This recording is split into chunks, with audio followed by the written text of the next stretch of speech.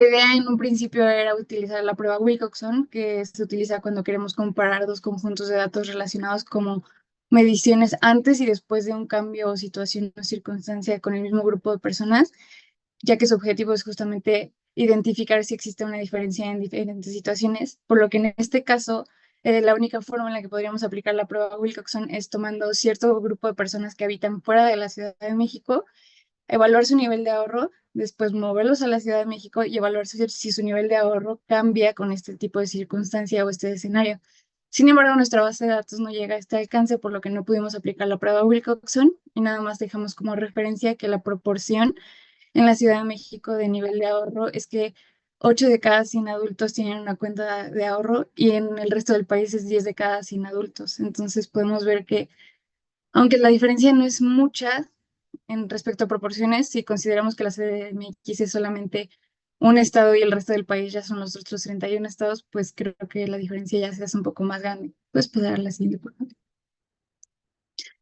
Para poder sí aplicar la prueba Wilcoxon, en este caso utilizamos el nivel de ahorro en general de todo el país, desagregado por municipio, antes y después de las políticas de inclusión financiera implementadas por el sexenio de AMLO.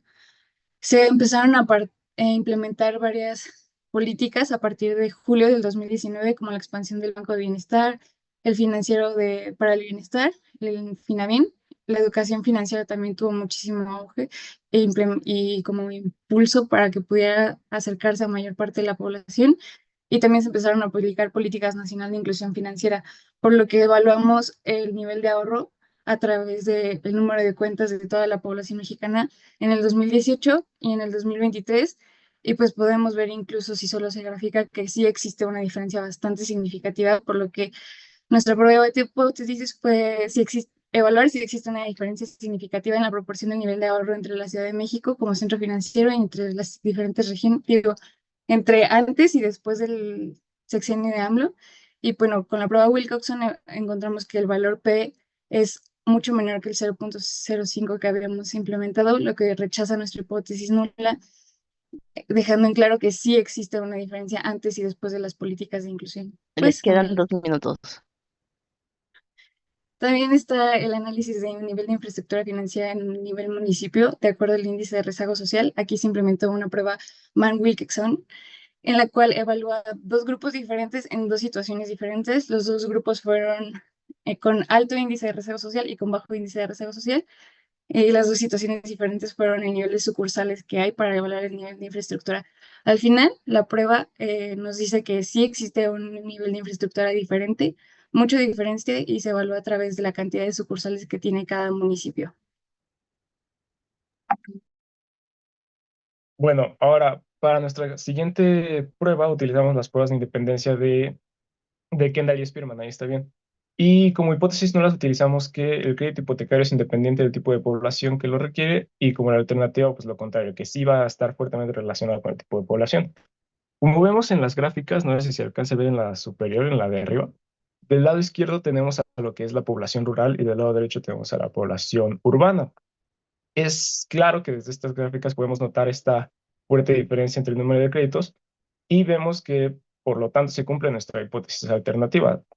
Rechazamos nuestra hipótesis nula y esto que lo relacionamos a que sí existe una fuerte dependencia entre ambas variables que son los créditos y el tipo de población. Esto cómo se determinó, como había dicho con las pruebas de Kendall y Spearman, que básicamente lo que hacen es ver con este coeficiente de correlación que ambas tienen, determinar este grado de dependencia. Y abajo tenemos cómo fue el código y pues simplemente es eso.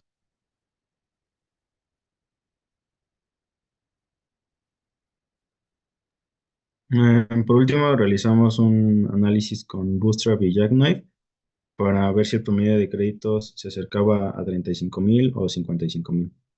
Y siguiente. Y en Bootstrap, pues si vemos el promedio se aleja mucho de 35,000, lo que nos indica que realmente puede haber un exceso, un déficit en los créditos otorgados por la institución financiera. Y en Jackknife encontramos que este promedio se acerca a los 55,000. Sin embargo, es importante recalcar que tanto Jackknife como Bootstrap son diferentes tanto en su análisis como en su teoría. Entonces, para este caso concreto es más importante o es más veraz la simulación y el análisis de Bootstrap, ya que como comentaban al principio, se vio, la muestra se vio, pues, ¿cómo decirlo?, influenciada por los valores atípicos y esto de alguna manera hizo menos robusto el análisis de Jackknife.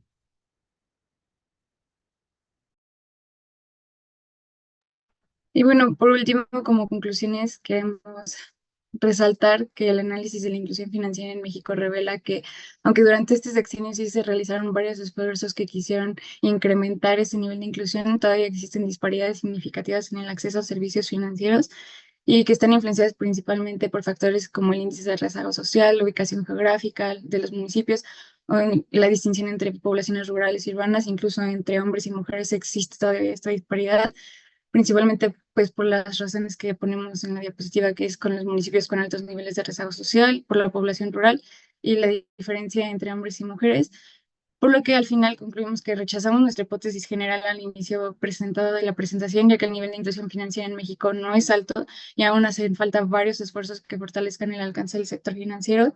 Principalmente este estudio destaca la necesidad de implementar aún más políticas de inclusión financiera que promuevan una infraestructura más equitativa, especialmente en áreas de niveles de rezago social, aumentar también la presencia de instituciones financieras en zonas que podrían facilitar el desarrollo económico y claramente acompañar todos estos esfuerzos con educación financiera, porque el chiste no solamente es darle a las personas las herramientas, sino también el conocimiento para poder utilizar estas herramientas.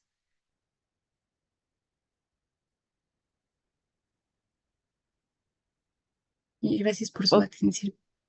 ok, muchas gracias. Estuvo bien la presentación. Solo tengo una pregunta. Em, Sí. ¿Pueden regresar a donde hicieron Kendall y Spearman? Ahí, en el gráfico. Sí. Aquí la pregunta sería, ¿qué es mejor por sus tipos de datos, usar Kendall o Spearman? ¿Y por qué?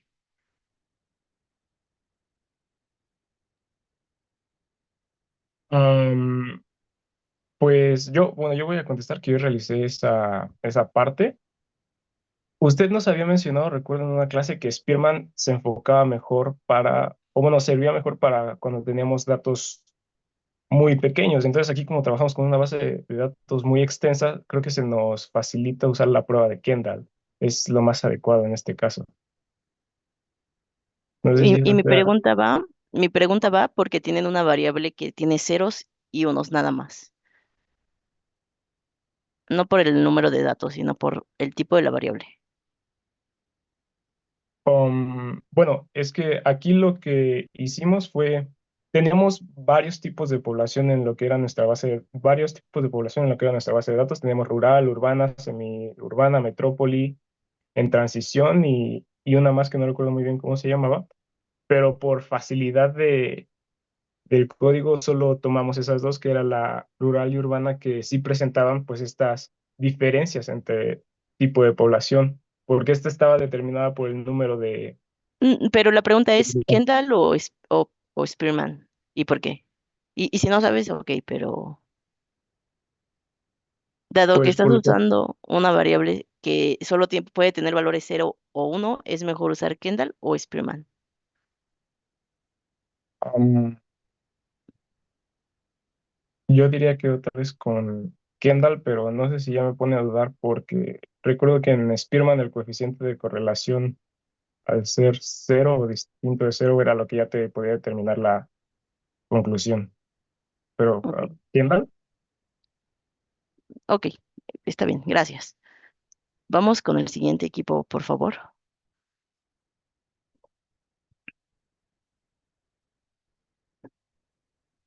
Sería el equipo 6.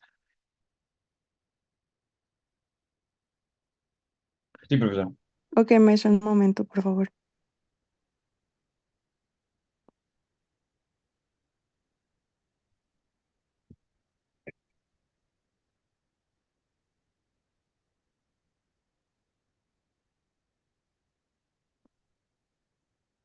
¿Ya ven la presentación? Sí, ya Sí. se ve. Ok. Bueno, buenos días, compañeros. Nosotros somos el equipo 6. Está conformado por nuestro compañero César Andrés y yo, Jocelyn Cruz. ¿Le puedes dar a que sigue, por favor?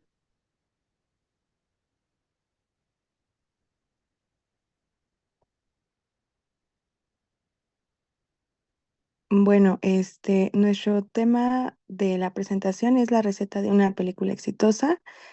Y bueno, más de 100 años han pasado desde que se presentó la primera película por los hermanos Lumière. En este tiempo, cientos de películas han sido presentadas al público, pero nos hemos preguntado qué determina si es buena o no, cómo saber si fue un éxito y quién califica estas grabaciones. Y pues bueno, hemos decidido enfocarnos en esto para compartir con ustedes los resultados, así como un aproximado de factores que hay que tener en cuenta para lograr una buena película. ¿Le puedes dar a la que sigue, por favor?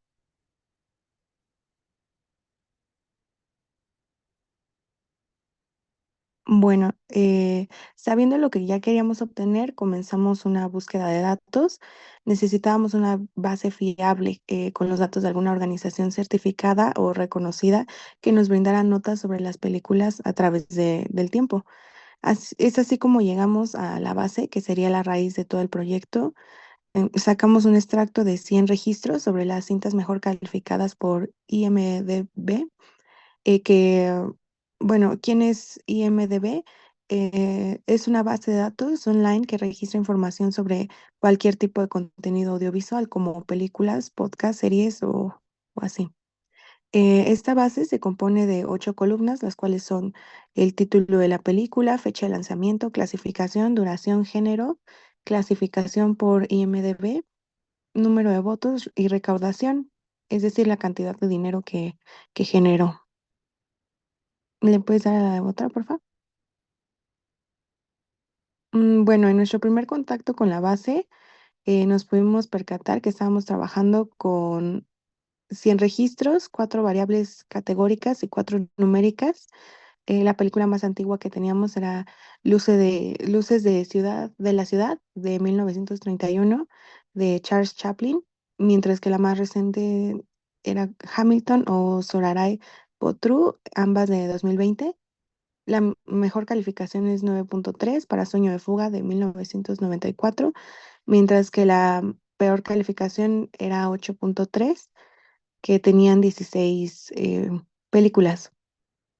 Mm, Tenemos más películas en la tabla lanzadas a partir de la década de los 90. El género con más apariciones en este top es drama, seguido de cine drama y action adventure drama. Este, las clasificaciones predominantes son A, U y UA. A se destina a aquellas películas que son restringidas para adultos como Joker o Matrix, U para cintas sin restricciones como El Rey León o Coco, y UA para cintas con sin restricciones pero recomendadas para adultos como Avengers Endgame. Aquí sigue, por favor. Teniendo en mente lo anterior, procedimos con los cálculos más profundos sobre nuestra base. Nos preguntamos entonces cómo se distribuyen las calificaciones a través del listado. Y bueno, como podemos ver en nuestra gráfica, en el eje Y tenemos el porcentaje de nuestra población de 0 a 100 y en el eje de X, rangos de las calificaciones dadas a las películas. Dicho esto, vemos de menos a más de manera acelerada porque hay más cintas con notas bajas que aquellas con notas altas. Es por eso que completamos el 100% de nuestra muestra con un último salto que presenta la mejor película, la cual fue mencionada anteriormente. También observamos 10 saltos que presentan las 10 diferentes notas en nuestro listado. El salto más alto es el segundo, está ubicado a la mitad del rango entre 8.25 y 8.5. Por el contrario, el salto más chico, además del último, es el penúltimo, que presenta solo una película, que es la de El Padrino de 1972. Ahora vamos a seguir con las pruebas estadísticas. Bueno, Dada la variedad de géneros y clasificaciones, quisimos entender matemáticamente la relación existente entre estas categorías, por lo que ocupamos la prueba de chi cuadrada para mostrar si son independientes o no. Tomamos como hipótesis nula su independencia, mientras que la hipótesis alternativa será su dependencia. Corriendo la prueba a través del programa R, pudimos obtener en efecto, era menor al nivel de significancia conocido de 0.05, por lo que en consecuencia es correcto decir que la clasificación que se le da a una cinta sí depende de su género. Asimismo, observada ya la gráfica de distribución empírica de los datos en la columna de notas, y los datos se comportaban de manera normal, tomando por hipótesis nula la idea de que sí siguen una distribución normal. Sin embargo, y con ayuda de la prueba de Kramer-von Mises, descubrimos que no se trata de una distribución normal. ¿Pero por qué utilizamos esta prueba? Por su capacidad de medir la diferencia entre la función de distribución empírica y la función de distribución acumulada en teórica. Nos interesa esta prueba, ya que es menos sensible a desviaciones puntuales y considera las diferencias en toda la distribución.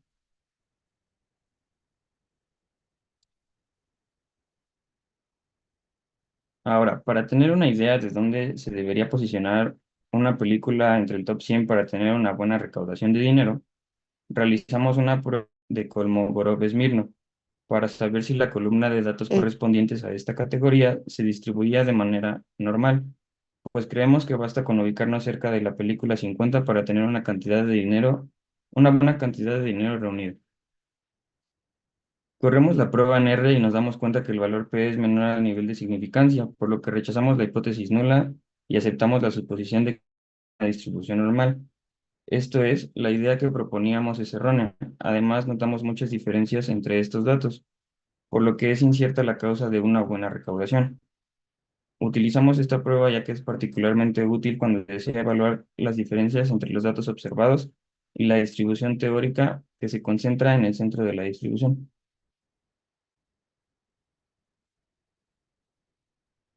Siguiendo con los test, decidimos realizar una prueba Anderson-Darling para saber si los años en el top se comportaban normalmente. Como en la exploración de datos llegamos a que hay más firmes de la década de los 90 en adelante, supusimos un orden en el listado, por lo que tomamos esta prueba debido a su sensibilidad adicional a los extremos de la distribución. Corriendo la prueba en R, como resultado, tenemos un valor menor al nivel de significancia, de hecho mucho menor, por lo que los datos no están ni cerca de distribuirse normalmente.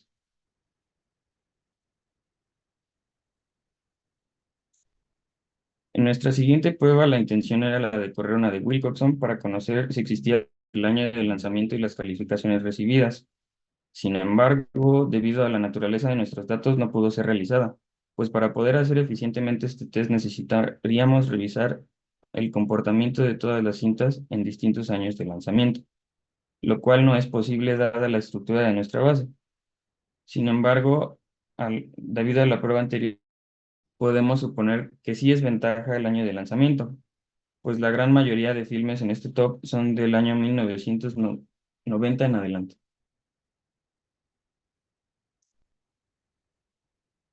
La prueba que continuaba nuestro proyecto sería una del tipo Mann-Whitney-Wilcoxon, con la que sabríamos si la calificación recibida es a causa de la clasificación.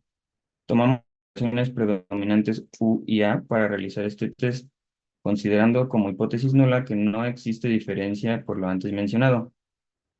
Para efectos de esta prueba consideramos como el tratamiento sobre la muestra el cambio en la restricción de sin restricciones a solo para mayores de 18 años. Aplicamos esta prueba en este caso ya que es adecuada porque los datos no siguen una distribución normal según las pruebas realizadas. Corrido nuestro código en R, notamos que el valor resultado es mayor al nivel de significancia, por lo que no es correcto pensar que cierta clasificación nos dará mejor calificación.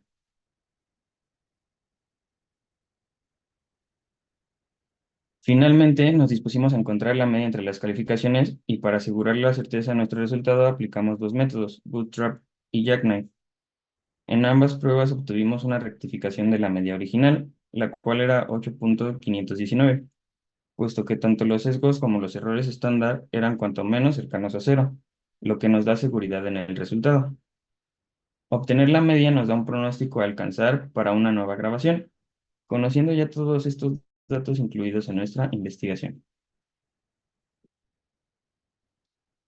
Y bueno, con todas las realizadas, más la exploración de datos, nos permitimos presentar los siguientes requisitos con los que se debe cumplir si se desea entrar al top 100, perdón, de películas mejor calificadas por IMDb. Actualidad. La actualidad nos da ventaja, pues suponemos que por los avances tecnológicos y el desarrollo de la industria, la facilidad para realizar mejores cintas ha crecido. Clasificación, con restricción para adultos o en su defecto, sin restricciones, pues predominan la lista y además combinan bien con el siguiente punto.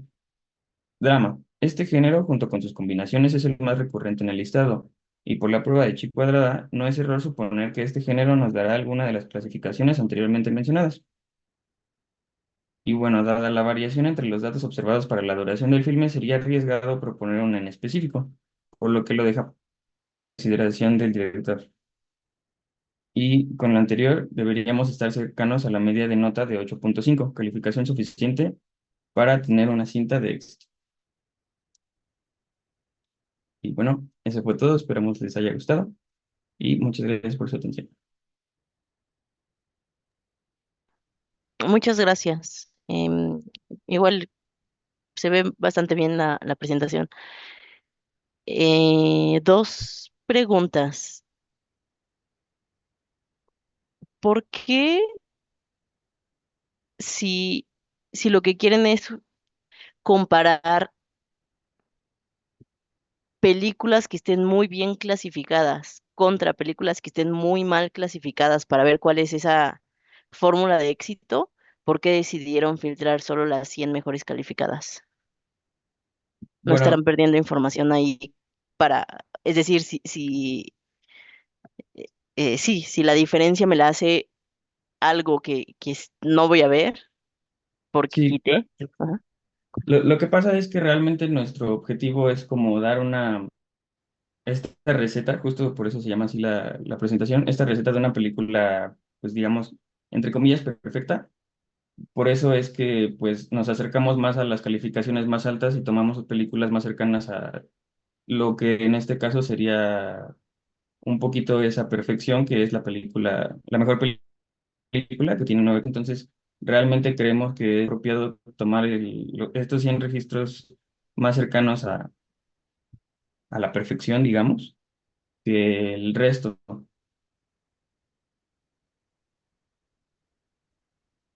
Ok.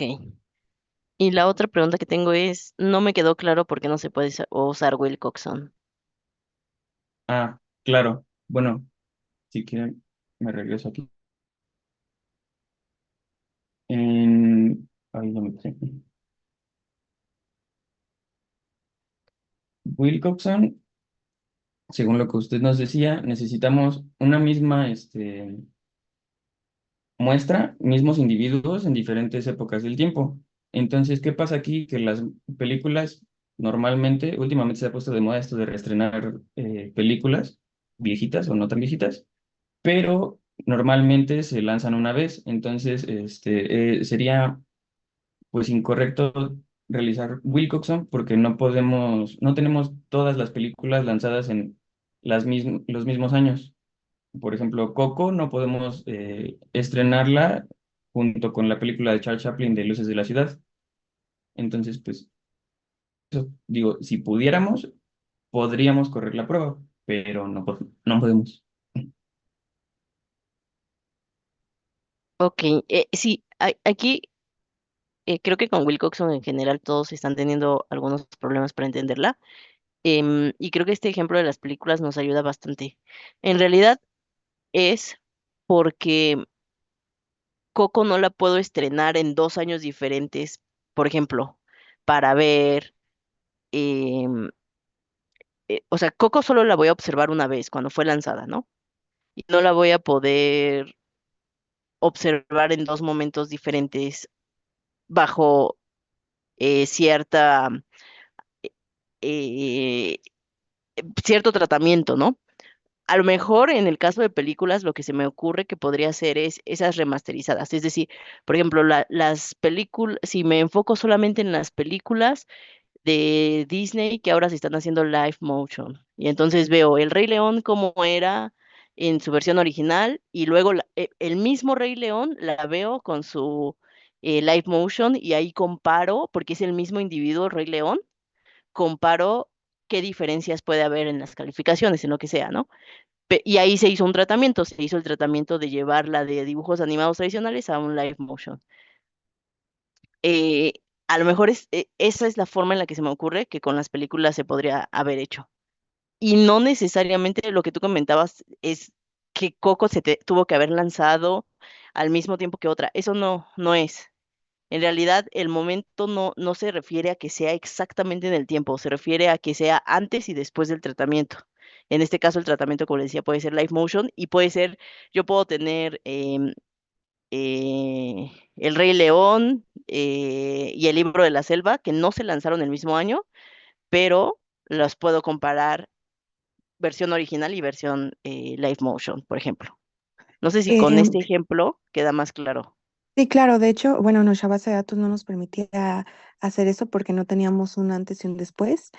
Y lo que comentaba César era como tal el tiempo, pero como variable. O sea, sí, yo creo que exactamente como dice usted, podríamos haber comparado si hubiera, por ejemplo, ¿no? El live action o la película original, pero nuestra base de datos no lo tenía, entonces él dio como un ejemplo acerca del tiempo, que si la lanzamos hace 10 años, así la lanzamos en 2020, si hubiera cambiado, pero como no están esos datos, no pudimos trabajar con ellos. Sí, más que crítica, quería usar el ejemplo para la clase para que se entendiera un poquito mejor cómo se utiliza Wilcox. Pero sí, de acuerdo. Ok, muchas gracias. A usted, profesora. Gracias. Equipo 7. Sí, profesora. Disculpe, creo que podría darme acceso. Es que a mi otra computadora es que se está muy lenta. Gracias. Listo.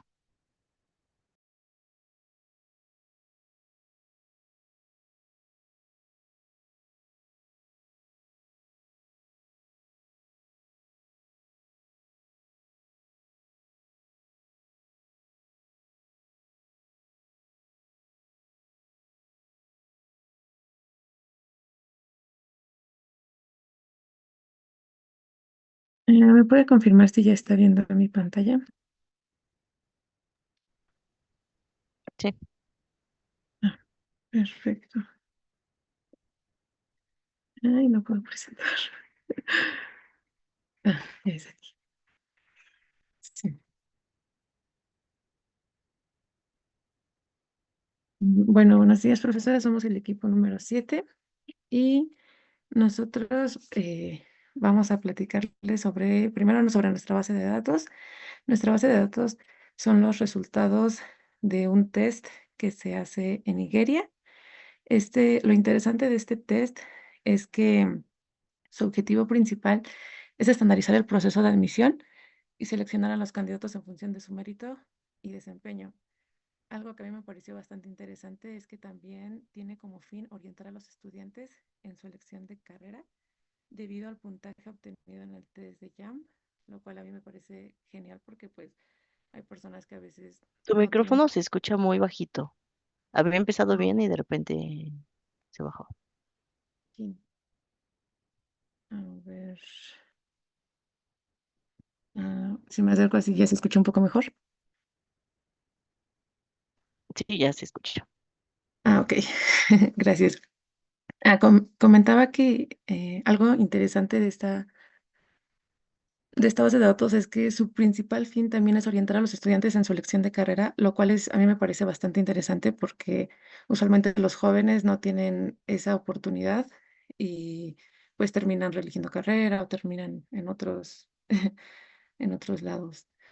Eh, las variables que tenemos en nuestra base de datos los dividimos en tres partes, en total son 18 variables. Dos. pero en nuestra primera tabla podemos ver como los datos socioeconómicos del estudiante, podemos ver también el nivel educativo que tuvieron los padres y las tareas completadas por el estudiante. En la segunda parte lo vemos más hacia el test que hicieron, la calificación que obtuvieron, las horas que estudiaron, la asistencia que tuvieron, la calidad de sus profesores y la distancia que ellos hacían así hacia la escuela. Y en la parte 3 tenemos cómo ellos se desarrollaban en la escuela, ¿no? También localización de la escuela, el tipo de escuela, si tuvieron tutorías extras, tuvieron acceso a los materiales de aprendizaje, también si sus padres les ayudaron a la hora de que ellos estaban estudiando y su conocimiento en la informática. Aquí tenemos una primera exploración de nuestros datos. Podemos, no sé, ver, por ejemplo, en esta primera gráfica, que es el promedio de horas por semana por el tipo de escuela. Las personas que tienen escuela pública y las escuelas que son privadas, podríamos ver que tienen un ligero incremento las que son de escuela privada, o sea, estudiaron un poquito más. También lo tenemos separado por el estatus socioeconómico y podemos ver que las personas que pues obviamente tienen un estatus socioeconómico menos pudieron estudiar muchísimo menos que las que tienen un medio o un alto, ¿no? También tenemos por edad, eh, las personas que tienen entre 15 y 16 años estudiaron más en comparación, por ejemplo, a las que tienen de 19 a 20 años.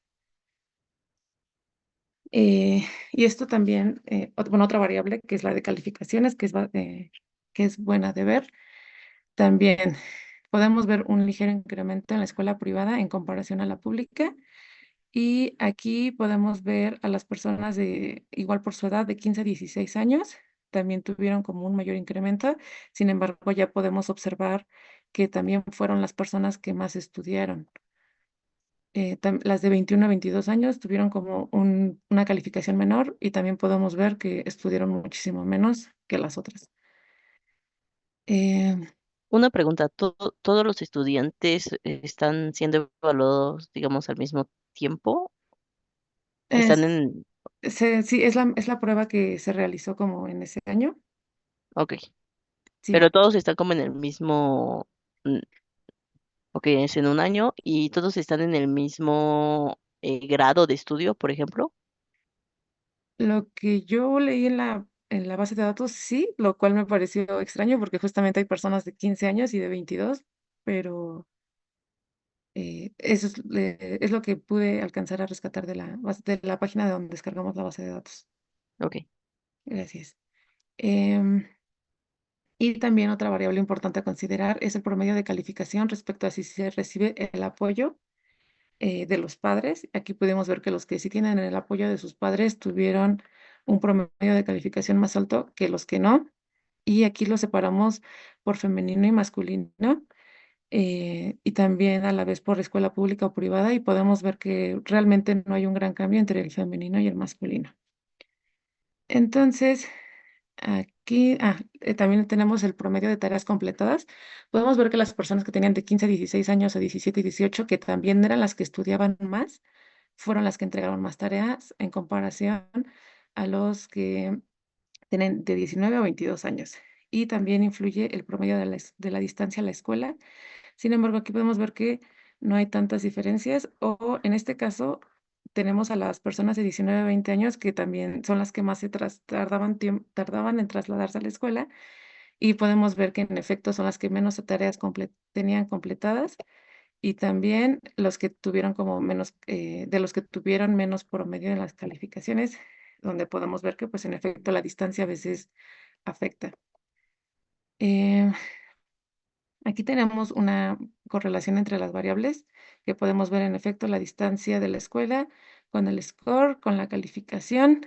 Eh, Mi compañera en la parte de independencia de variables la va a explicar con más detalle, pero aquí analizamos todas versus todas las que nos parecían relevantes. Y para nosotros, una pregunta que nos gustaría responder es si la distancia de traslado a la escuela, la calificación obtenida y las horas de estudio tienen una distribución normal. Esto lo vamos a hacer con las pruebas de hipótesis. La primera es las horas de estudio por semana, que podemos ver que los datos realmente casi se aproximan a una normal, o sea, se ven súper bonitos. Sin embargo, al hacer las pruebas no los rechaza y hice varias pruebas, incluso la de Shapiro-Wilk, que también nos ayuda a ver la normalidad, pero también lo rechaza y bueno, yo infiero que es justamente por las colitas que, que no van disminuyendo, sino justo en los extremos de estudios de horas de semana. O sea, hay personas que estudiaron más de 40, de 30, más de 38 a 40 horas y también que no estudiaron casi nada. Entonces, es una gran cantidad y yo creo que por eso es que no se ajustó, pero en los datos relevantes que podemos sacar de esto es que aproximadamente el 44 por ciento de los alumnos estudiaron entre 14 y 25 horas por semana, solo el 16 estudió más de 30 horas y el 16 estudió menos de 10 horas, lo cual es interesante porque está muy bonito cómo se queda el 16 y el 16. La distancia de traslado, igual, una gráfica muy, muy similar. También en las colitas se levanta, entonces también se nos rechazó también esta hipótesis. Y aquí unos datos que podemos rescatar es que el 45% viven entre 7 y 14 kilómetros lejos de la escuela, el 15% vive a menos de 5 kilómetros, lo cual es un gran privilegio, y el 17% vive a más de 15 kilómetros de la escuela. También analizamos la calificación obtenida, y aquí, bueno, sí, se ve un poco menos el que se pudiese distribuir como una distribución normal, y en efecto se rechaza. Aquí lo interesante que pudimos obtener es que aproximadamente el 56% obtuvo una calificación entre 3 y 5. Este test, cabe recalcar que no es de pase o no pase, pero sin embargo, sí los puntajes más altos te dan una mejor oportunidad y solo el 15% obtuvo una calificación menor a 3, lo cual es bueno, y solo el 3% obtuvo una calificación mayor a 3, lo cual pues suele verse mucho en los exámenes. Y de aquí vamos a pasar a otra pregunta, que es si existe una relación entre el tipo de escuela de cada alumno y el puntaje obtenido. Esto lo vamos a hacer con las pruebas de chi cuadrada y mi compañera Free me va a apoyar. Bueno, justo como acaba de decir Carla, vamos a buscar si a través de la prueba de chi cuadrada si existe una relación entre el tipo de escuela de cada alumno y el puntaje obtenido.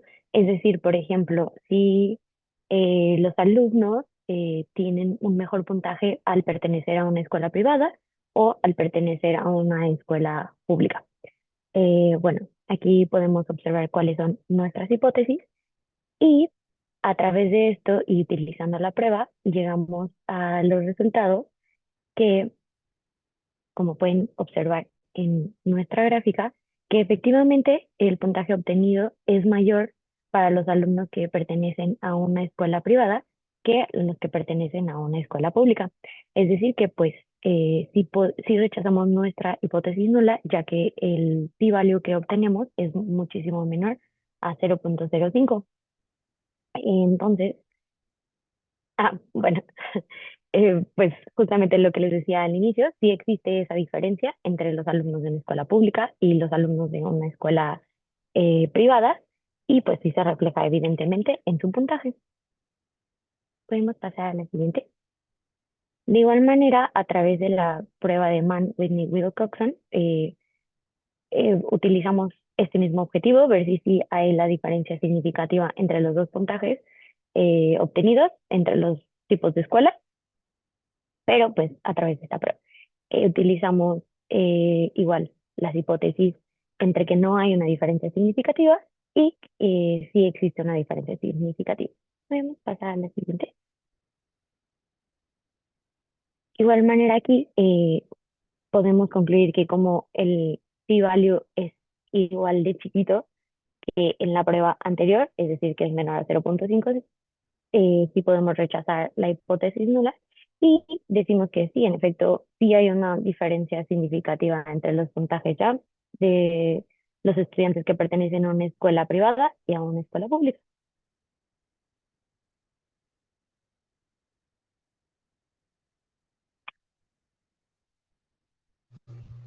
Bueno, pues siguiendo la base de datos, ahora vamos a explorar si hay una relación entre tres factores, que son el puntaje en el examen, las horas de estudio y la tasa de asistencia. Para esto vamos a usar dos formas de correlación, que son la Spearman y Kendall. Hay que recordar que ambas buscan entender la relación que existe entre las variables aleatorias, es decir, cuánta dependencia hay entre estas. Ahora sí, puedes pasar a la siguiente.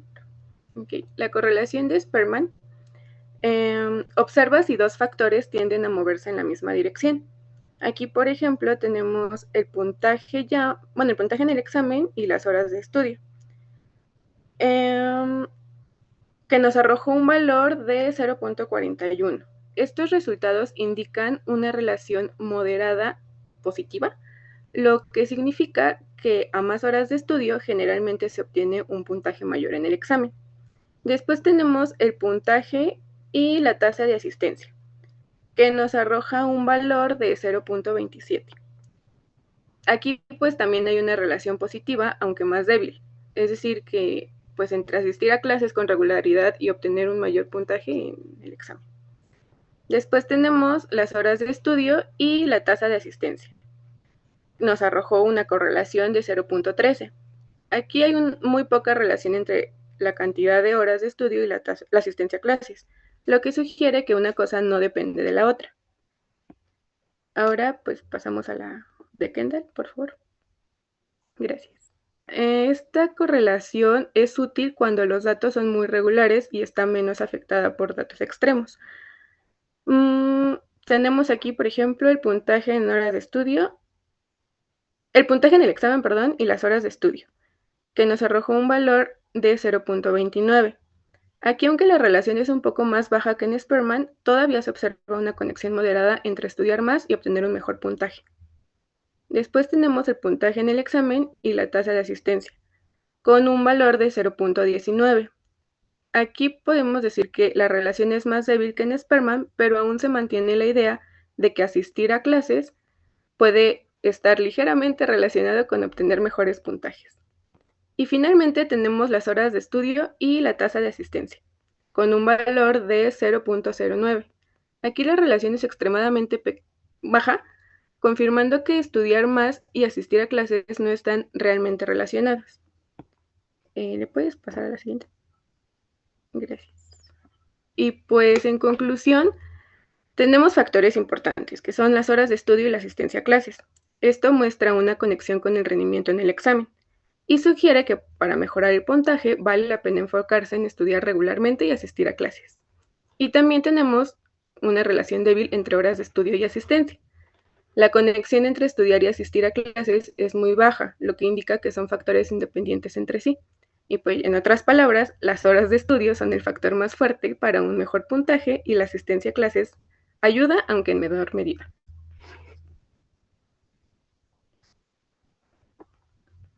Bueno, y ya por último vamos a ver un poco del remuestreo que hicimos en nuestra base de datos y lo que vamos a responder en esto va a ser cómo afecta la calificación de cada alumno en el promedio del examen aplicado. Y pues básicamente lo que hacemos es aplicar Bootstrap y Jacnif, que son dos métodos de remuestreo. Básicamente la idea es que de nuestra muestra poblacional tomamos muestras en Bootstrap, en el caso de Bootstrap, del mismo tamaño y cada observación sigue teniendo como un reemplazo. Y en Jackknife le vamos quitando una observación para poder como saber qué impacto tiene en los resultados. En, en este caso podemos ver que realmente los promedios están siendo muy volátiles, van muy bajos y muy altos. Creo que puede ser como unos resultados más realistas porque en realidad no todos los alumnos van a obtener el mismo promedio y no todos van a am, pues sí, tener el mismo rendimiento porque pues varía mucho entre si se van más horas de escuela a casa, si estudian más o menos horas, que es como todo lo que ya vimos en las diapositivas anteriores. Pasamos a la siguiente, por favor. Y en Jackknife, pues podemos ver que los resultados son un poco menos realistas. Y también podemos ver, bueno, este solo es como un extracto del remuestreo que hicimos, pero pues podemos ver que no se mueve realmente mucho el promedio. Y pues en la gráfica lo que podemos observar es que está oscilando entre 168 y menos de 170. Entonces, siento que los resultados son un poquito menos realistas y que pues aquí prácticamente le estamos diciendo, sí, no importa ninguna otra variable, todos van a tener el mismo promedio. Y pues creo que sería todo. Ah, bueno, justo la conclusión es que el remuestreo mediante Jackknife y Bootstrap pues nos permitió saber que todos los alumnos evaluados se encuentran dentro del promedio.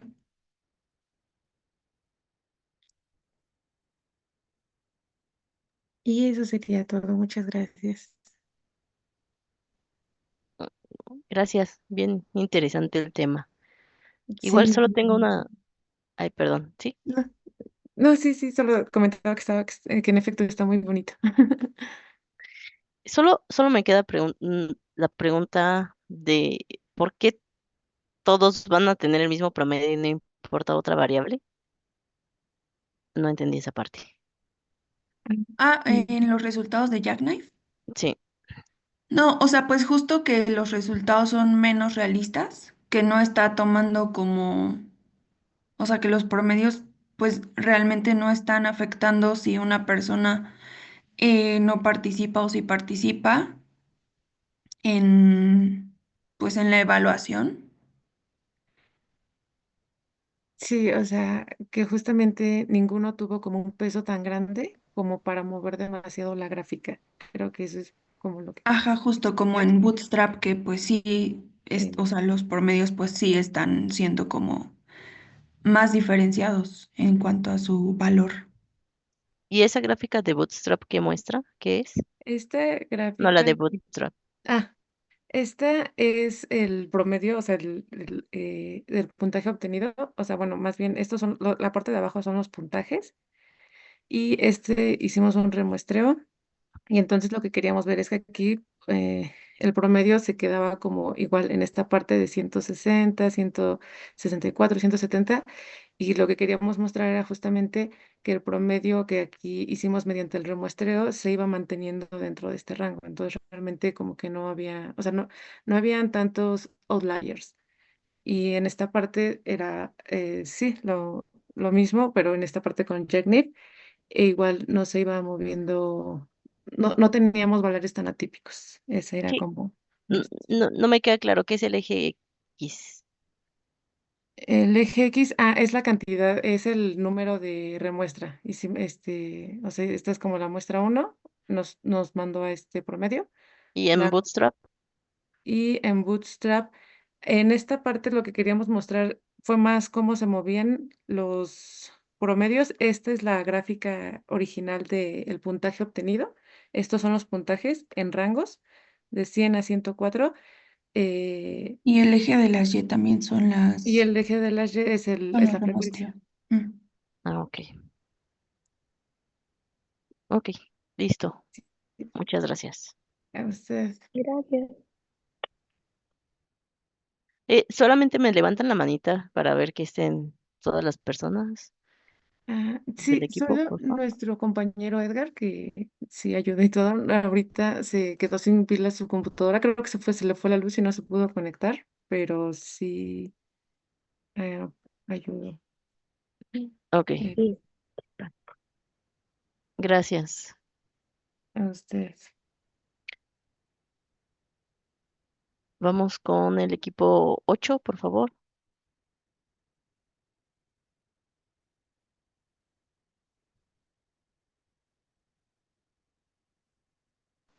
Sí, ahí vamos, profe.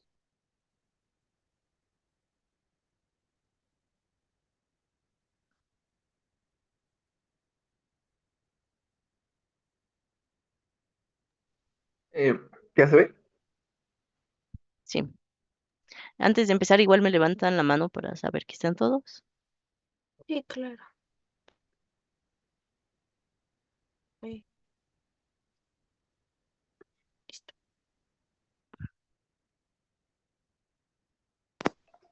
Bueno, nosotros somos el equipo 8 y pues vamos a empezar con la presentación. Me, fal- me falta una persona. Yo estoy presentando. Ah, 1, 2, 3, 4, 5. Y,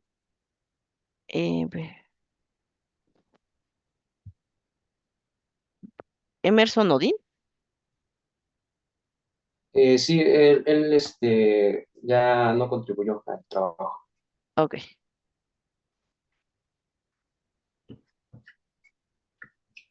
Pero él entregó también la parte uno y parte 2 del proyecto, ¿o no entregó? Sí, ahí todavía sí estaba incluido, pero ya para la exposición Ok, ya no nos contestó. ok. Sí, Gracias. en la exposición solo son los nombres que están aquí en la presentación.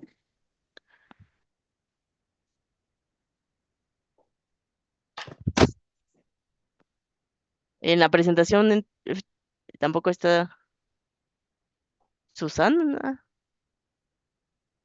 ¿Solo son 4? No, en un principio éramos 6, pero digo, como le dije a este chico, ya pues lo descartamos porque no nos contestó y pues Susana también faltó para la presentación. Ok.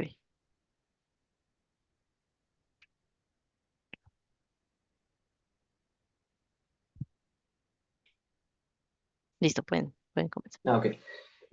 Bueno, somos el equipo 8 y vamos a presentar un análisis estadístico de autos. La siguiente, por favor. Bueno, introduciendo al proyecto, pues hicimos un análisis exploratorio de datos que en sus siglas en inglés es EDA, Exploratory Data Analysis, y pues como sabemos es una herramienta muy importante para la toma de decisiones y bueno, en particular para este proyecto fue la base para mostrarnos características importantes de la fábrica de automóviles y así poder modelar usando estadística no paramétrica mediante pruebas de hipótesis y así obtener conclusiones. La que sigue, por favor.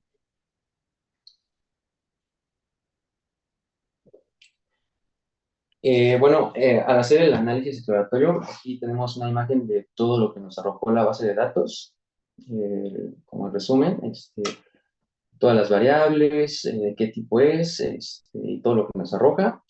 Y bueno, al hacer limpieza de datos, revisando outliers, valores faltantes, todo se encontró bien. Y aquí mencionar que la variable de horsepower, que significa en español caballos de fuerza, y engine size, que es el tamaño del motor, fue lo que más nos interesó. Y la siguiente, por favor. Aquí pues se muestran los histogramas de estas dos variables, que como pueden ver son asimétricamente positivas. Esto quiere decir que la mayoría de los datos se concentran del lado izquierdo, pero la cola de la distribución va hacia el lado derecho, hacia los valores más altos, y se arrastra la media por arriba de la mediana, ¿no? Es para las dos variables. Y hablando ya en cuanto a estas variables, pues tenemos que la mayoría de los autos tienen caballos de fuerza moderados, un tamaño de motor promedio, pero sin embargo van a existir modelos de autos que son de gama alta, que van a tener mucho más caballos de fuerza y un motor mucho más grande. La siguiente, por favor. Aquí pues tenemos otra visualización de datos de las variables categóricas, de la variable make, que en español es la marca, y pues tenemos Audi, BMW, Chevrolet, Dodge, Ford y muchísimas marcas. Aquí en la barra más alta, donde dice otros, pues acumulé otras marcas, pero son las menos abundantes, todo con el objetivo de que se pudiera visualizar bien el gráfico. pero el análisis lo que arrojó fue que las más abundantes es Toyota y Chevrolet. La siguiente, por favor. Bueno, aquí tenemos otros dos histogramas, que es el type, que significa el tipo de carrocería, sedán, deportivo, sub, truck, wagon. Como pueden ver, el sedán es el más abundante. Y del lado derecho, el histograma de origen. Pues en nuestra base de datos, las marcas más abundantes son de Asia, en segundo lugar de Estados Unidos y en tercero se quedan los europeos. La siguiente, por favor.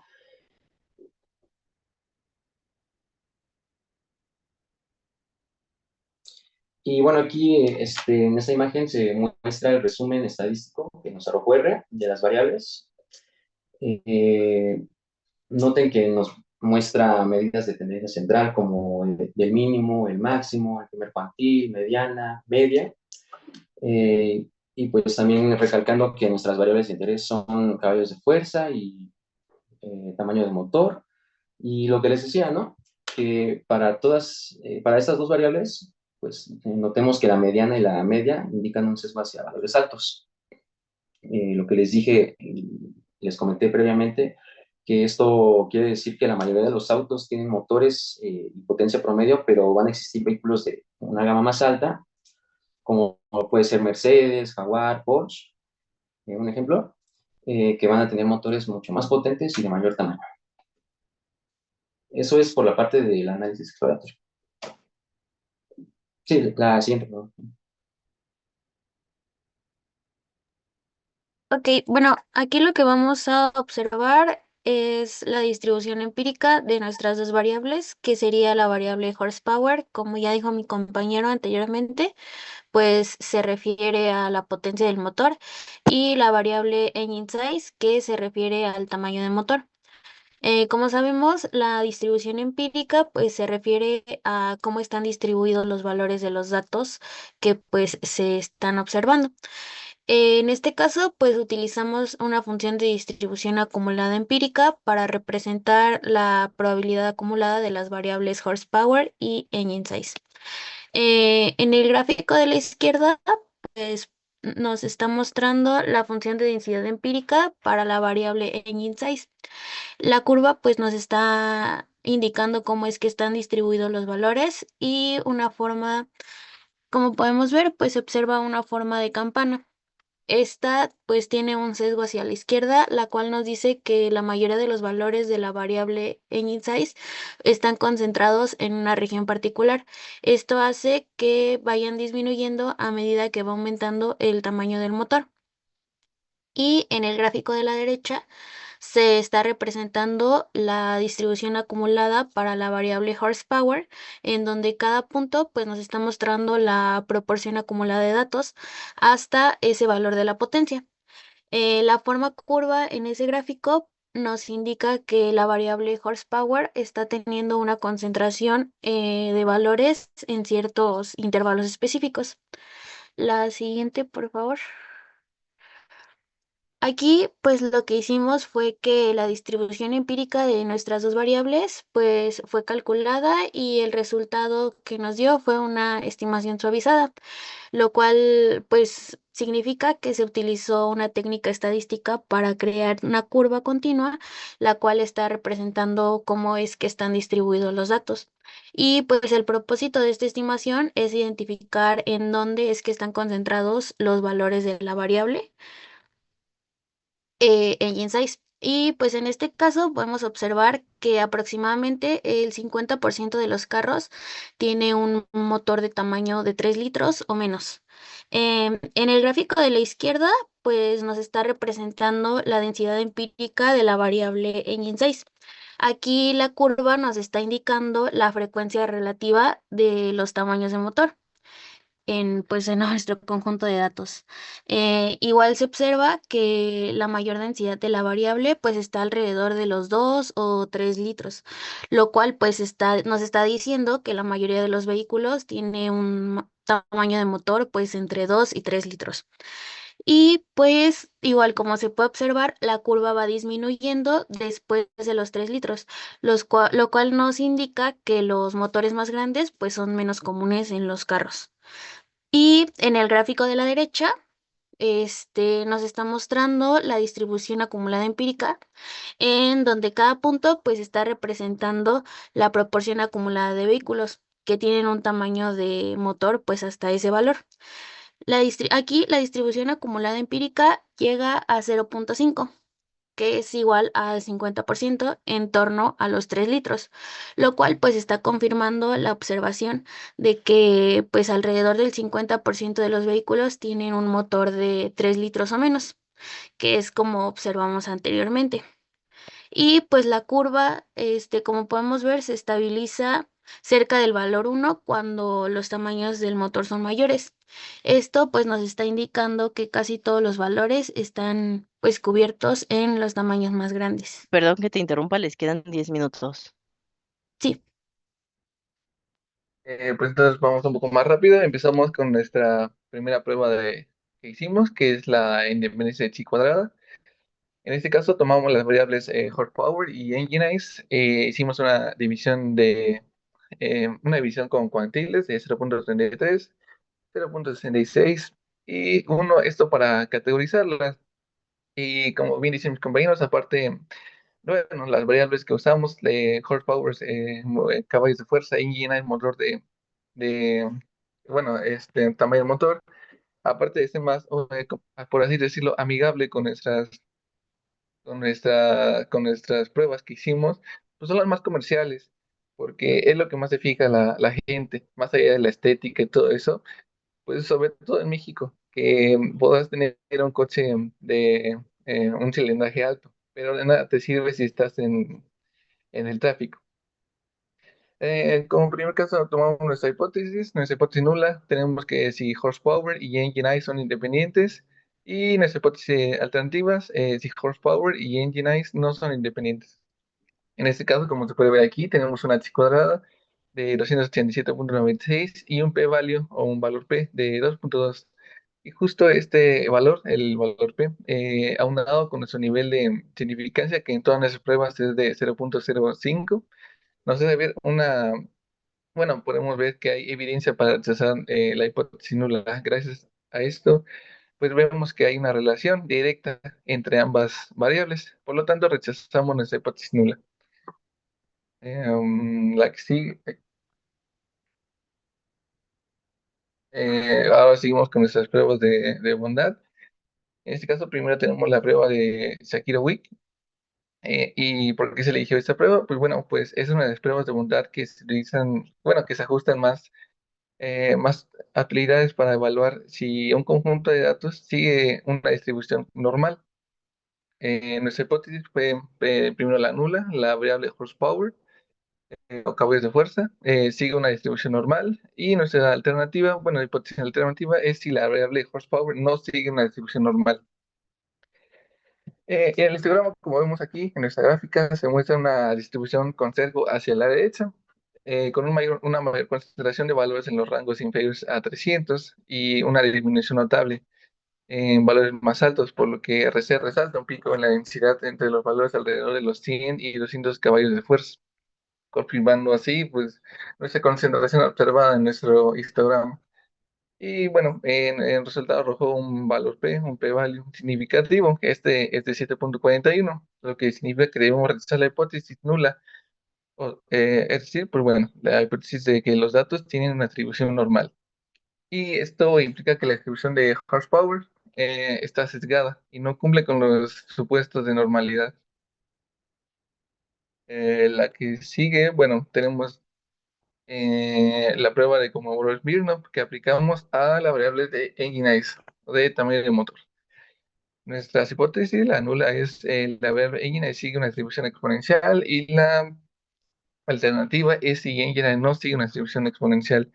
Como vemos aquí, los gráficos nos muestran un análisis visual de comportamiento de la variable. Sin embargo, el resultado de nuestra prueba pues, nos arrojó un p-value de 2.2, que es menor al nivel de significancia, lo que nos lleva a rechazar la hipótesis nula de que la distribución es exponencial. Y bueno, esto significa que el tamaño del motor en los vehículos que analizamos nosotros no se distribuye de manera continua, como se esperaría de una distribución exponencial, ya que por eso se hizo el Kolmogorov-Smirnov, la prueba de Kolmogorov-Smirnov. Por lo tanto, pues estos datos son relevantes porque nos indica que la variable de Engine Eyes no sigue un patrón exponencial, lo que podría influir en nuestros próximos análisis que hagamos en las siguientes pruebas. Bueno, como última prueba, tenemos la como Smirnov, pero esta vez Igual, aplica. perdón que te interrumpa, les quedan 5 minutos. Sí, sí, sí. Muy rápido. Bueno, aquí la prueba como es misma aplicada a la variable de MPG Highway, que es millas por galón en carretera. Nuestra hipótesis es la nula variable si MPG sigue una distribución uniforme y si la alternativa es si la MPG no sigue una distribución uniforme, a observar, bueno, nuestros datos, los resultados, notamos que en el p-value obtenido es menor que el nivel de significancia establecido. Eso nos lleva a rechazar la hipótesis nula, que sostiene que los datos siguen una distribución uniforme. Podemos interpretar que la distribución de MVP Highway es asimétrica, como se ve aquí en nuestra gráfica, y podemos ver una mayor concentración de los valores en los niveles bajos de rendimiento en carretera. Bueno, posteriormente realizamos la prueba de Mann-Whitney-Wilcoxon. Este, para esta prueba como tal establecimos la hipótesis nula en la cual no hay una diferencia significativa entre las medianas de las variables de cilindros y de rendimiento en la ciudad.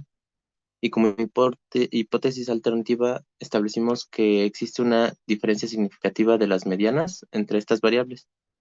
Al correr el código en R de esta prueba, nos arrojó un p-value lo suficientemente bajo, menor a nuestro nivel de significancia de 0.05, lo cual nos indica que las medianas entre el número de cilindros y el rendimiento en la ciudad son significativamente diferentes. Eh, Esto quiere decir que al comparar los vehículos de 4 y 6 cilindros, los vehículos de 4 cilindros presentan un mejor rendimiento en la ciudad en comparación a los de 6. Siguiente diapositiva, por favor.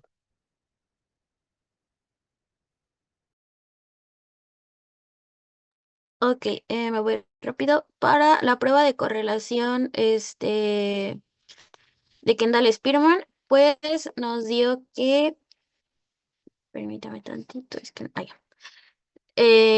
pues esta prueba es útil cuando no podemos asumir una distribución normal en los datos y se utiliza para medir la correlación entre dos variables ordinales o continuas.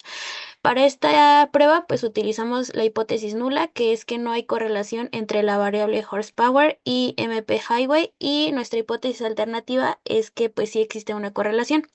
En el análisis, pues nos está indicando que se encontró una correlación significativa entre la variable horsepower y MPG Highway, que es el consumo en carretera. Y esto, como podemos ver, nos da un coeficiente negativo, lo que quiere decir que a medida de que la potencia del vehículo aumenta, pues la eficiencia del combustible disminuye. Entonces, como nuestro p-value es menor a 2.2, por lo tanto, decidimos rechazar nuestra hipótesis nula. Y pues igual, el mismo proceso para la prueba de Kendall, que como podemos ver igual nos dio un coeficiente negativo, lo cual confirma aún más nuestra hipótesis, que es que a medida de que la potencia del vehículo aumenta, la eficiencia del combustible disminuye, y pues por lo tanto igual se rechaza nuestra hipótesis, que es que no hay correlación entre la variable horsepower y MP Highway. Ya como último punto para terminar, pues usamos las medidas de remuestreo de Bootstrap y Jackknife. Y usando Bootstrap, pues teniendo en cuenta un intervalo de confianza al 95%, obtuvimos un intervalo en general de 209.28 a 222.58, que es aquí donde se va a ubicar la media. Ya Y no se aquí te escucha. pues pueden ver en el gráfico. ¿Se escucha bien ahí? Ya. Ok. Les decía que el Bootstrap nos arrojó un intervalo de confianza. de 209.28 a 222.58, que es ahí donde se ve en el gráfico que aproximadamente está en el 210 a 225. Y la siguiente, por favor. Y como les dije, la media se iba a ubicar en ese intervalo. Y al calcular la varianza usando Jackknife, que nos dio 12.06, y comparándola con la varianza general de la variable de caballos de fuerza, que fue de 5.160, pues podemos concluir que la varianza usando Jackknife fue mucho menor, y eso quiere decir que la media es robusta. Recuerden que robusta quiere decir que se mantiene estable, y si quitamos observaciones, se va a seguir manteniendo constante, ¿no? Y la siguiente, por favor. Finalmente, las pruebas realizadas por nuestro equipo de trabajo son útiles, son resultados útiles, que pueden orientar el desarrollo de motores más eficientes. Cada una de estas pruebas, ya sea que confirmen nuestras hipótesis o no, son fundamentales para la toma de decisiones en el diseño de automóviles convencionales. Y también destacando que actualmente la industria automotriz está atravesando por una transformación en la cual se busca optimizar los recursos y implementar nuevas tecnologías. Podemos destacar que el análisis estadístico eh, es una herramienta crucial para el desarrollo de estos vehículos. Además que también este tipo de estudios ofrecen un valor agregado para los consumidores, eh, ayudándolos a tomar decisiones informadas al elegir un vehículo que se adapte a sus necesidades. Además de que podemos evaluar las implicaciones ambientales de sus decisiones, contribuyendo a una industria más consciente y responsable. Sería todo. Sería todo. Ok. ¿Por qué me dicen que la media es robusta? Porque el intervalo de Jackknife es menor. ¿Qué tiene que ver? Sí, es que al usar el jackknife, nos arrojó dos valores, uno que fue la media, que se ubica dentro del intervalo sacado por Bootstrap, y también calculamos la varianza, pero nos dio una varianza muy baja, y decimos que es muy baja porque comparando esa varianza usando Jackknife con la varianza en general de toda la variable de caballos de fuerza, pues es una varianza mucho menor. Entonces, creo que en una clase vimos de lo de robustez, o mencionó algo de robustez. Y bueno, sí, yo aparte había leído algo que no va a tener algún inconveniente si con la media, sí. No va a cambiar si quitamos observaciones.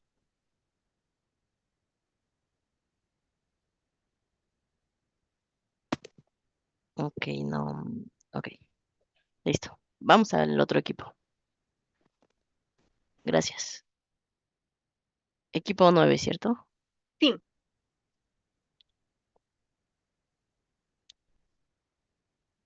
Ya se ve mi cámara para poner la presentación. Permítame. Tu cámara sí. Si estás compartiendo la pantalla, no. No, apenas está saliendo, creo. Ahora sí. Ok.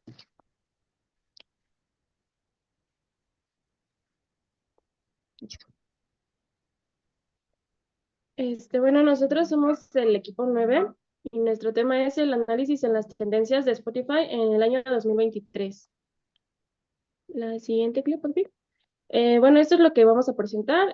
Primero que nada es la introducción, después la hipótesis con sus respectivas pruebas y sus resultados, una serie de conclusiones y unas hipótesis extra para complementar el análisis.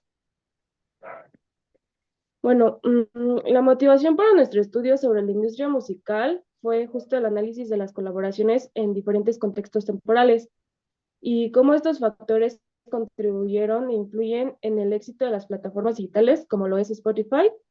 Y bueno, gracias a este análisis, lo que se puede hacer es diseñar y efectuar estrategias efectivas para los artistas y los productores. Y bueno, de esta manera vamos al análisis de los datos.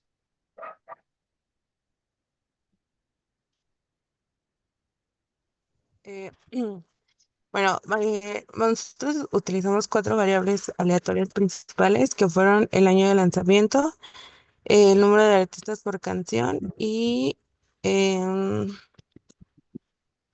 el año de lanzamiento. ¿Sí lo dije? Sí. Bueno, eh, en el primer histograma podemos ver la tendencia en el número de artistas por canciones. Podemos ver que el patrón refleja una tendencia hacia canciones en solitario, incluso a máximo 2 artistas por canción. Esto puede deberse a varios factores como el estilo o el género de la música y así como las preferencias de los artistas o las compañías por mantener la simplicidad en las colaboraciones. La siguiente. Gracias. Bueno, en este histograma podemos ver que en la base de datos está mayormente dominada por canciones lanzadas entre 2020 y 2023. Incluso podemos ver que hay canciones que están a partir de 1940. Y bueno, en este histograma podemos ver las reproducciones y podemos ver que la mayoría de las canciones en nuestra base de datos no superó los 1.000 millones de reproducciones y que pocos llegan hasta 3.300 millones. Y esto puede mostrar una desigualdad en la popularidad de la música en la industria.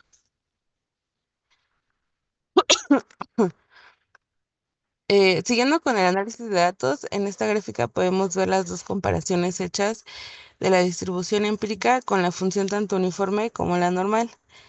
Sin embargo, podemos ver que nuestra función empírica del número de reproducciones se acerca muchísimo más a una función normal que a una función uniforme. Eh, en este también podemos notar el mismo comportamiento por parte del número de los artistas involucrados en una misma canción como colaboradores. Y bueno, en esta de los años podemos, seguimos viendo los datos presentados previamente y podemos ver que la comparación de la distribución empírica del año de lanzamiento de las canciones tiende a tener un acercamiento mayor a una función normal.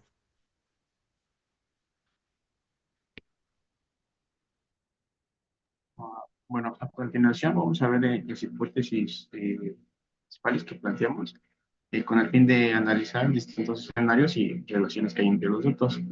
Primeramente, hay que mencionar que con nuestra base de datos no fue posible realizar una prueba de Wilcoxon porque no contamos con los mismos objetos pues, en diferente tiempo, ¿no?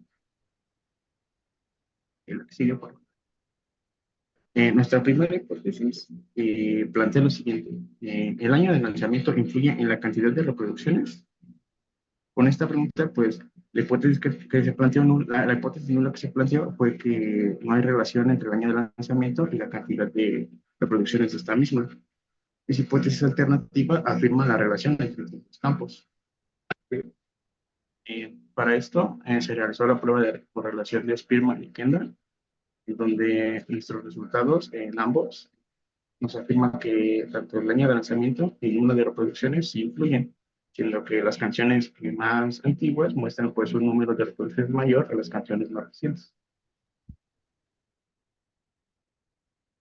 Bueno, el resultado de la prueba 1 es probablemente porque al ser lanzadas primero van acumulando más reproducciones.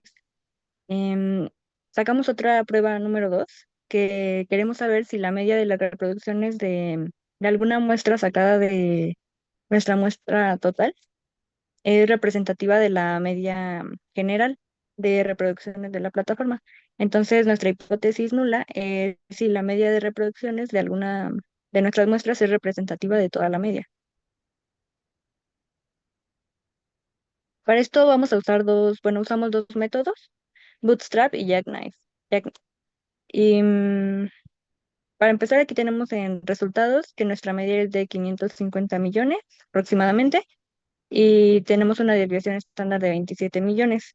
Para Bootstrap lo que se hizo fue tomar 1.000 muestras de n valores, bueno, del valor total de la base y estarlo promediando. Con esto nos dio un mínimo de 441.131.334 reproducciones y un máximo de 635.052.138.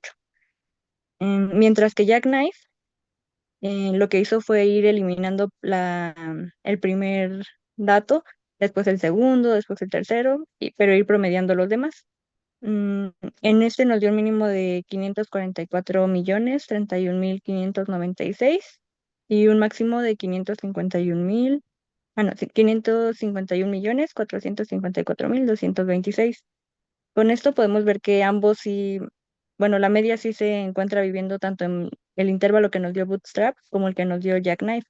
Sin embargo, el intervalo de Jackknife es mucho menor y más aproximado, pero de igual forma cualquiera de las dos pruebas que hicimos, bueno, cualquier método, sí nos arroja información confiable, aunque Jackknife es más precisa. ¿Cómo obtuvieron ese mínimo y máximo?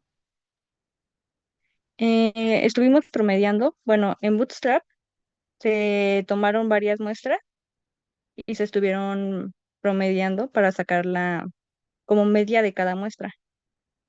Y de ahí puse, bueno, en el código en R lo puse para que localizara el mínimo y para que localizara cuál era nuestra media máxima. Y en Jackknife, pues básicamente también pusimos para que localizara el mínimo y el máximo, pero la forma en que calculaba, bueno, en que tomaba la muestra para cada, sí, para promediar una por una, era eliminando primero como el primer valor, después el segundo, después el tercero.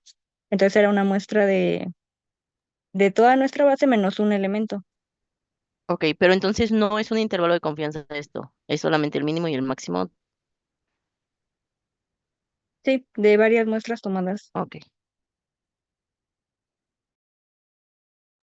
Bueno, de esta manera lo que podemos ver es que el análisis en tendencias de Spotify en el año 2023 nos revela hallazgos importantes sobre la popularidad de las canciones y sus factores asociados.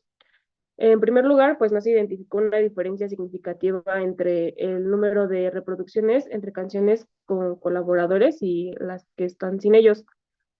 Esto sugiere que la participación de múltiples artistas no garantiza un mayor éxito en términos de las reproducciones. Y bueno, pues por otro lado se encontró una relación entre el año de lanzamiento y la cantidad de reproducciones, donde las canciones más antiguas tienden a acumular mayores reproducciones. Esto pues puede ser por la disponibilidad prolongada que lleva ya en la plataforma. Bueno, a continuación también veremos unas dos hipótesis un poquito más para complementar como este análisis de los datos que tenemos. Y bueno, la primera es una hipótesis que se plantea bajo la incógnita de ver si la cantidad de colaboradores que hay en la lista sigue una distribución Poisson.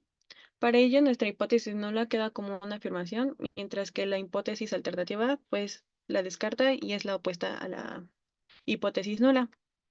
Entonces, utilizando una prueba de bondad de chi cuadrada, obtenemos un p-value bastante bajo a comparación de nuestro nivel de confianza, que era 0.05, perdón. Por lo tanto, eso nos indica que debemos de rechazar H0, por lo tanto, no se nos distribuye como una Poisson nuestra cantidad de colaboradores. Y también tenemos la hipótesis 2, que es nuestra última hipótesis, para ver si nuestra distribución del número de reproducciones se puede ver como una exponencial, ya que nuestros datos no son normales y no se apegan tanto a una distribución normal, como vimos anteriormente. Entonces se planteó como hipótesis nula que la cantidad de reproducciones logarítmicamente sigue una distribución exponencial, mientras que la hipótesis alternativa es la negación de esta, ¿no? Realizamos una prueba de Kolmogorov y obtenemos que debemos de rechazar la hipótesis nula por un p-value muy, muy pequeño, creo que es exagerado de cierta manera, que nos hace ver que realmente no se acerca para nada a una distribución exponencial y por lo tanto ahora sí que nuestros datos de reproducciones pues no sé, todavía no sabemos bien cómo se distribuyen o con qué función teórica se pueden acercar un poco más. Y bueno, eso sería todo por parte nuestra. No sé si guste hacer alguna pregunta. Sí, regresando al tema del mínimo y el máximo de Bootstrap y Jackknife, ¿cómo le harían para sacar un intervalo de confianza? O sea, que no solo sea el mínimo y el máximo, tener un intervalo de confianza, ¿qué harían? Bueno, por mi parte, lo primero que pensaría sería como utilizar la media que tenemos. De hecho, ambos métodos nos sacaron la misma media de 550 millones, uno que otro, un poquito más números, pero no me acuerdo bien.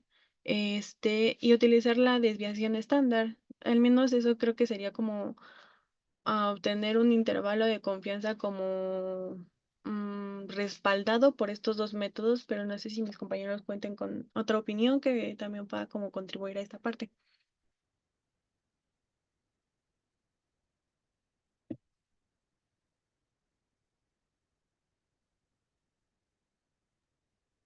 Pues sí, yo igual pienso que usando la media y la desviación, porque ahorita sí es algo más como un poco empírico, porque estamos tomando, es como de ensayo y error.